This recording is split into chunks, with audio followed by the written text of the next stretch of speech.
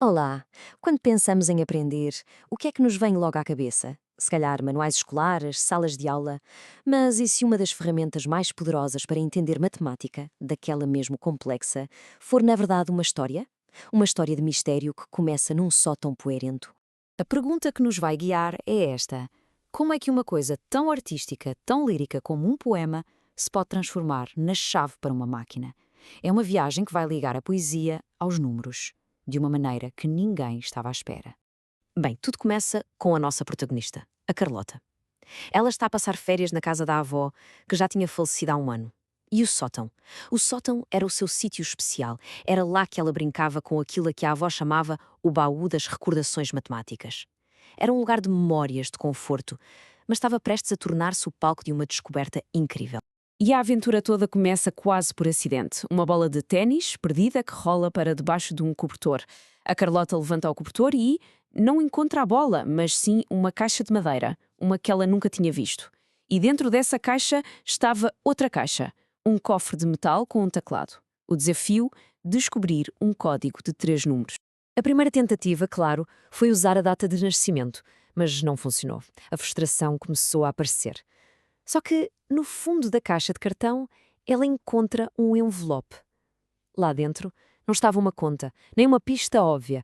Estava um poema. A primeira reação dela foi de desilusão. Um poema?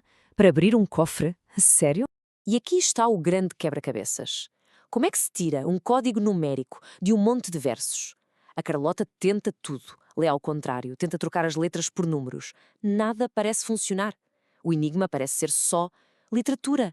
Não tem nada a ver com matemática. Oh, será que tem? E é nesse momento que ela se lembra de uma coisa que a avó lhe tinha ensinado. E tem uma daquelas ideias, uma epifania. E se a solução não estiver escondida no significado das palavras, mas nas próprias palavras? E se cada palavra for ela própria um número? Este é o momento ahá, a mudança de perspectiva que muda tudo. A estratégia dela é daquelas coisas simples, mas absolutamente geniais. Ela pega no poema e começa a contar as letras de cada palavra. Ler tem 3 letras, tem 1, voar tem 4 e por aí fora. De repente, o que era um poema transforma-se numa sequência gigante de números. Mas ainda não é um código de 3 dígitos. O que fazer com isto tudo? Já um bocado desanimada, a Carlota atirou o lápis para cima do papel. E é este gesto de frustração que, sem querer, lhe dá a última peça do puzzle. O lápis faz um pequeno risco no papel, mesmo entre o primeiro e o segundo dígito, entre o 3 e o 1. E ela percebe. Aquilo não é um risco, é uma vírgula. E de repente, tudo faz sentido. Aquela sequência de números não era nada aleatória. Era 3,14159. Eram os primeiros dígitos do número π, a famosa constante matemática. O poema era, na verdade, uma mnemónica, uma forma inteligente de ajudar a decorar os dígitos do π. Incrível, não é? Com esta descoberta, o código de 3 dígitos tornou-se óbvio. A aproximação mais conhecida do π é 3,14. Cheia de confiança, a Carlota vai ao cofre e digita 3, 1, 4.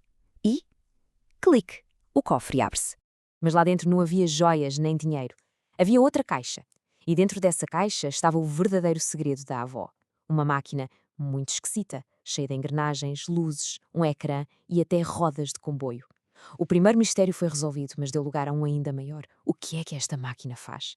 A Carlota liga a máquina e o ecrã acende-se com uma coisa que para muitos pode parecer um bocado assustadora. Uma expressão algébrica. F de x igual a 2x mais 1. O que é que isto quer dizer? Para que é que serve esta máquina, afinal? Então, a Carlota começa a experimentar. Ela descobre uma pequena bola que reage à máquina. Quando ela pensa no número 3, o número aparece na bola.